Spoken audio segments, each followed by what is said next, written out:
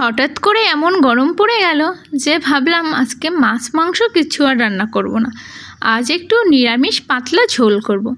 তো ভাবতে ভেবে পড়লাম তাহলে কাঁচকলার বড়া দিয়ে ঝোল করা যাক। তো নমস্কার বন্ধুরা, আমি মনীষা, আর মনীষার রান্নাঘরে তোমাদেরকে অনেক অনেক অনেক স্বাগত। প্রথমে কাঁচকলাগুলোকে ভালো করে খোসা ছাড়িয়ে তারপরে হলুদ মাখিয়ে রেখেছিলাম প্রায় 5 মিনিট মতন।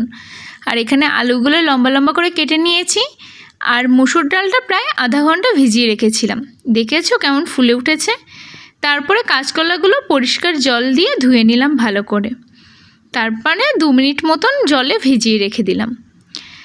একটা শুকনো কড়াইয়ের মধ্যে গোলমরিচটা দিয়ে দিলাম, একটু গরম হয়ে উঠলে তার মধ্যে দিয়ে দিলাম জিরেটা ভাজা হয়ে গেলে নামিয়ে রেখে দেবো। আর এখানে আমি মুসুর ডালটা বেটেও নিয়েছি, তার মধ্যে দিয়ে দিলাম লবণ আর হলুদ। এবার এটাকে একটু ভালোভাবে হাত দিয়ে মেখে ভালো করে একটু ফেটিয়ে নেব। মুসুর ডালটা যত সুন্দর করে ফেটিয়ে নেব তত বড়াগুলো ক্রিস্পি হবে আর দারুণ খেতে টেস্ট লাগে।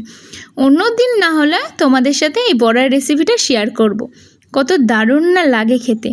তারপরে এই কড়াইয়ের মধ্যে আমি দিয়ে দিলাম সর্ষের তেল। সর্ষের তেলটা গরম হতে না হতে দিয়ে দিচ্ছি মুসুর ডাল বাটাগুলো, বড়া ভেজে নেব।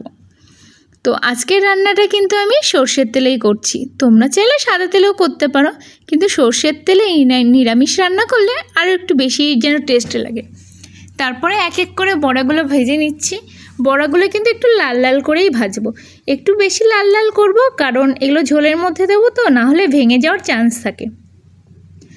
সেই একই তেলের মধ্যে দিয়ে দিলাম গোটা জিরে ফোড়ন, তার মধ্যে দিয়ে দিলাম লম্বা লম্বা করে যে কেটে রেখেছিলাম আলু, সেই আলুগুলো একটু হালকা পাতলা নেড়ে চেড়ে তার মধ্যে দিয়ে দেবো লবণটা দিয়ে আরেকটু নেড়ে চেড়ে যতক্ষণ না লাল হবে ততক্ষণ অপেক্ষা করব। লাল হয়ে গেছে, তার মধ্যে দিয়ে দিলাম সেই কলাগুলো একটু জল ঝরিয়ে দিয়ে দিলাম। কলাগুলো একটু লাল লাল করে ভেজে নেব। তার মধ্যে দিয়ে দিয়েছি কাঁচা লঙ্কা। বলেছিলাম যে হালকা পাতলা খাবো আজকে, তার জন্য কোনো শুকনো লঙ্কা বা কোনো হেভি মশলা ব্যবহার করব না এখানে। তারপরে দিয়ে দিলাম হলুদ গুঁড়ো। এখানে আজকের ঝোলটা কিন্তু কাঁচা লঙ্কা দিয়েই হবে, কিন্তু কালার দেখলে বুঝতে পারবে না যেটা যে কাঁচা লঙ্কা না শুকনো লঙ্কা। এত দারুণ কালারটা আসে, আর খেতেও কিন্তু দারুণ মজা লাগে।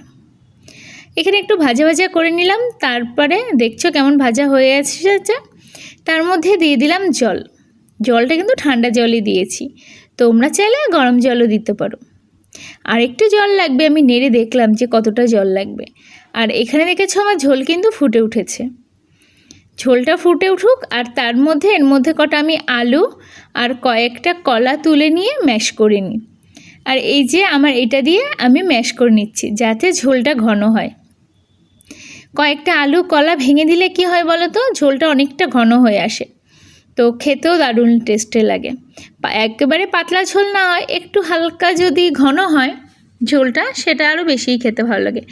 একটু ঝোল থাকতে থাকতেই তার মধ্যে আমি দিয়ে দিলাম বড়াগুলো দিয়ে না আমি একটু ঢাকা দিয়ে দিয়েছিলাম যাতে বড়ার ভেতরে ঝোলটা ঢোকে, লবণ মশলা খুব সুন্দরভাবে ঢোকে। তার মধ্যে যে জিরের গোলমরিচটা ভেজে তুলে রেখেছিলাম সেই মশলাটাও দিয়ে দিলাম।